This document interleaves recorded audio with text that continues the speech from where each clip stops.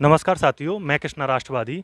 आप देख रहे होंगे एसआर इंटरनेशनल स्कूल, जो आज फर्स्ट डे खुला है हर्ष मर्डर केस के बाद में।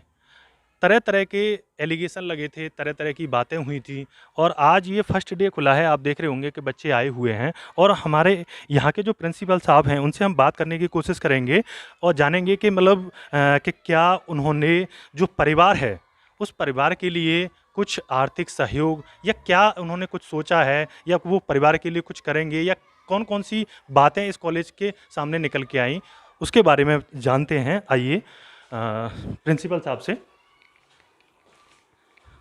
सबसे पहले तो आप अपना नाम बताइए। सर मेरा नाम जयप्रकाश वर्मा है। जयप्रकाश वर्मा। जयप्रकाश वर्मा। तो जैसे अभी ये केस हुआ ये तो आपने जो दोषी हैं वो जेल जा चुके हैं। कॉलेज के बारे में भी बहुत सारी बातें लगी थी, बहुत सारे एलिगेशन लगे। जो मैडम थी उनको लेकर भी बहुत सारी चीज़ें हुई, काफ़ी पूछताछ हुई, बहुत सारी चीज़ों से होकर आपको गुजरना पड़ा। अब वो सवाल ये होता है जैसे आपकी कहीं न कहीं यहाँ पर कमियाँ तो हुई हैं। अब आपने उस परिवार के लिए क्या सोचा है? जो जिसमें 2 बच्चियाँ हैं और वो अगर यदि पढ़ती हैं या मतलब आपने क्या सोचा है उसके लिए? सर मैं कल 3-4 लोगों के साथ गांव सेगूपुर में गया हुआ था और वहाँ पे मैं उनके परिजनों से मिला। उनके पिताजी से मेरी मुलाकात हुई। जैसे कि मैं एक शिक्षा के माध्यम से जुड़ा हुआ हूँ, तो मेरा उनसे यही विचार था कि जहाँ तक मेरा विद्यालय है आगे बढ़ता है आगे के लिए, या फिर जहाँ तक मेरा फ़िलहाल में भी विद्यालय है, मैं उन बच्चों को निःशुल्क पढ़ाऊँगा। बुक्स फ्री, ट्रांसपोर्ट फ्री, जो एजुकेशन है पर मंथली वो फ्री, सब कुछ। मेरा ये विचार है कि जैसे मैं शिक्षा के साथ जुड़ा हुआ हूँ, बच्चे मेरी तरफ से बिल्कुल निःशुल्क पढ़ें। क्योंकि ये कितने तक स्कूल है आपका? सर अभी फ़िलहाल में मेरा जो स्कूल है वो 8th तक चल रहा है। अच्छा 8th तक चल रहा है। आप चाहते हैं कि मतलब वो बच्चे आपके 8th तक हर चीज़ का वहन करें और यदि आगे अगर भविष्य में कुछ सर आगे कुछ होता है भविष्य में, मैं भी कोरोना के काल से उठ के आया हूँ। मैंने किसी भी बच्चे से या किसी भी गार्जियन से कोई भी कैसी भी फीस नहीं ली है। कोरोना काल में मैंने सबको, अभिभावकों को इस चीज़ को कहा था कि कोरोना काल में हर अभिभावक अपनी परिस्थितियों से निकल के जीवन में सर्वाइव कर रहा है। उस कोरोना काल में मैंने किसी से कोई फ़ीस, कोई एनुअल फ़ीस, कोई एडमिशन फ़ीस कुछ नहीं ली।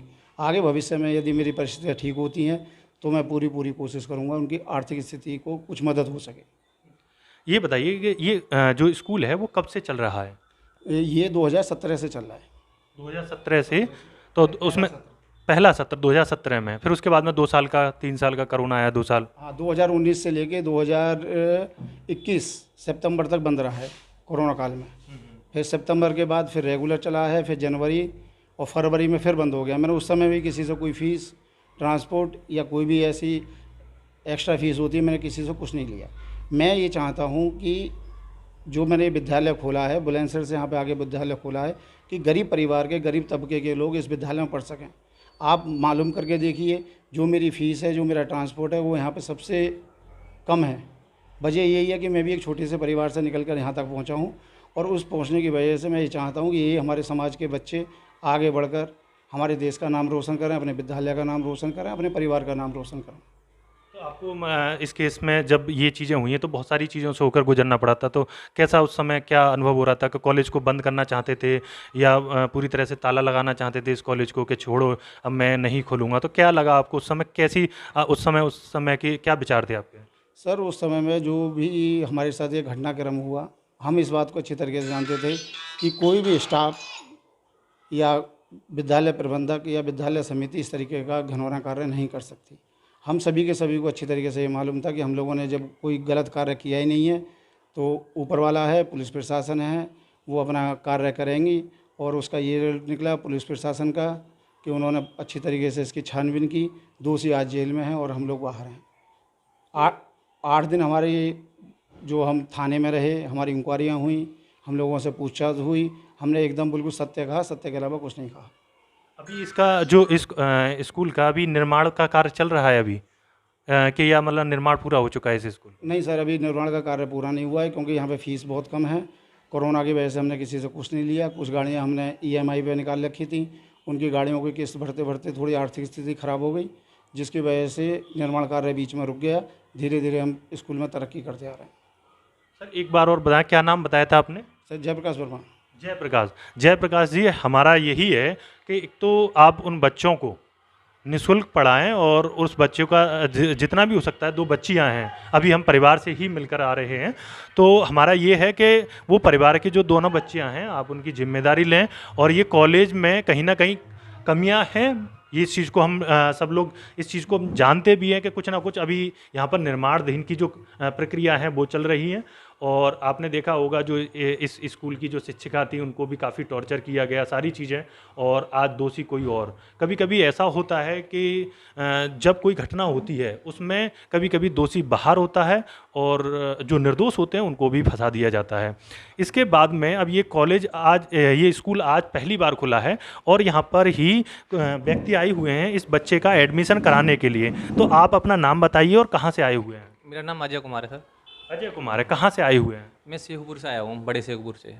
शेखुपुर से, बड़े शेखुपुर से आप आए हुए हैं। तो इस बच्ची का कौन सी क्लास में एडमिशन कराने के लिए? इसका एडमिशन कराना है, ये बताएंगे प्रिंसिपल साहब कैसे कैसे कहाँ के तो लायक है। जैसे ये घटना हुई थी, इस घटना के बाद भी आप यहाँ पर स्कूल में एडमिशन कराने के लिए क्यों आए हैं, जबकि बहुत सारी बातें अभी क्षेत्र में चल रही हैं? तो आपको क्या लगता है फिर इसके बारे में? देखो ऐसा है कि इसमें तो इनकी कोई कमी नहीं है, ना ही यहाँ के जहाँ का स्टाफ है ना यहाँ का स्कूल का, उनकी भी कोई कमी नहीं निकली। अब ये देखो ये बच्चों ने काम किया, गांव के ही बच्चे हैं हमारे, इनका तो कोई दोष ही नहीं है इसमें। दोष नहीं। तो तो हाँ, आपको ऐसा भय प्रतीत नहीं हुआ कि मैं इस स्कूल में जा रहा हूँ और यहाँ पर मतलब एडमिशन कराने जा रहा हूँ, तो मैं क्यों जाऊँ इस स्कूल में? देखो जहाँ तक हमें पता चला है कि इसमें स्कूल में इन्होंने मतलब बहुत ज़्यादा कार्रवाई कर दी है, कैमरे भी लगा दिए हैं, और जो मतलब इसमें थोड़ी कमी है वो भी पूरी हो रही है स्कूल में।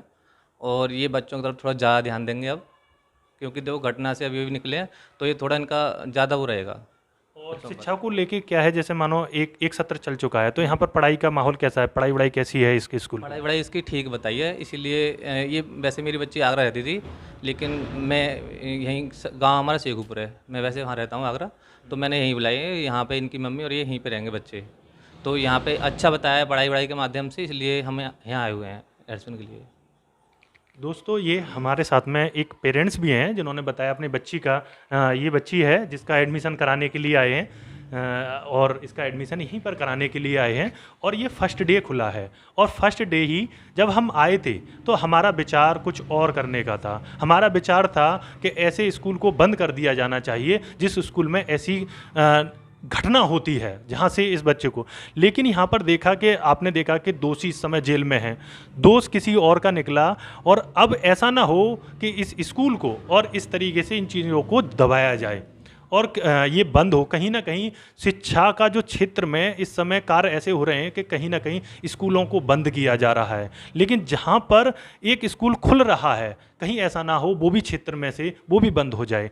तो दोस्तों, बहुत सारी चीज़ों से होकर जो कॉलेज है, जो स्टाफ है, उनको गुजरना पड़ता है और हमने बताया था। और हमारा ये था कि जो बच्चे हैं, जो 2 बच्चियों से अभी हम मिल के आए थे, वो बच्चे वो पढ़ें, उनकी जो समाज के हैं अगर नहीं आ पाते हैं तो कम से कम कॉलेज के जो स्टाफ है या प्रिंसिपल साहब हैं उन बच्चों की जिम्मेदारी लें।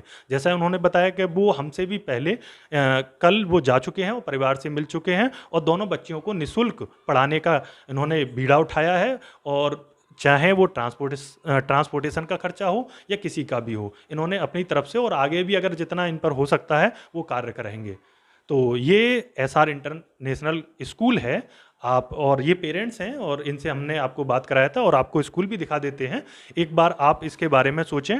और बाकी आपको पता है इस केस में लेकर के जो दोषी हैं वो जेल जा चुके हैं। ये स्कूल है, इसका देखिए आप, उधर भी देखिए सामने कि उधर अभी निर्माण की प्रक्रिया भी चल रही है और पहले से चल रही है। अभी ये नया स्कूल खुला है, तो अभी हम ये कहें कि इसकी बाउंड्रियाँ छोटी थी, ये थी, हाँ कहीं ना कहीं कमी है, इसका भी हम ये नहीं कहेंगे कि इसमें कमियां नहीं हैं, लेकिन कमियां हैं। लेकिन वो भी अभी आप देख रहे होंगे निर्माणाधीन अभी सारा काम चल रहा है, अभी प्लास्टर का वर्क भी नहीं हुआ है। जो कोरोना के बाद में सभी स्कूल, जो प्राइवेट स्कूल हैं या सरकारी स्कूल हैं, सभी की हालत इस समय बिगड़ी हुई है। और इस बार फिर से कोरोना के बाद में फिर से स्कूल कॉलेज खुल रहे हैं और अपने अपने आप को मेंटेन करने की कोशिश कर रहे हैं। ये एसआर इंटरनेशनल स्कूल है, आप देख रहे होंगे। और पेरेंट्स से भी हमने बात कराया आपको यहाँ पर, और जो कार्य है एक बार फिर से यहाँ पर ये स्कूल चलने के लिए चल पड़ा है। और इन्होंने ये बोला है कि परिवार की दोनों बच्चियों के लिए ये निःशुल्क पढ़ाएंगे। और अगर उस परिवार में से वो दोनों बच्चियां भी पढ़ जाती हैं तो वो भी हमारे समाज के लिए बहुत ही अच्छा होगा। और ये आप स्कूल देख रहे होंगे अभी इसमें चल रही हैं। बाकी आपकी प्रतिक्रियाएं क्या आती हैं, आपके जो भी सुझाव हों वो हमें दे सकते हैं। और यहाँ तक कि प्रिंसिपल साहब से हमारी बात हुई थी, उन्होंने बोला था अगर मेरे से जितनी सेवा हो सकती है, अगर कुछ व्यक्ति मुझे सुझाव देना चाहें तो वो दे सकते हैं, और मेरे से जो सेवा हो सकती है, जो मुझसे अपेक्षा कर रहे हैं, मैं उन अपेक्षाओं को भी पूरा करूँगा। मैं कृष्णा राष्ट्रवादी आपके साथ में जुड़ा रहूँगा, कैमरामैन मनोज लोधी के साथ। जय हिंद।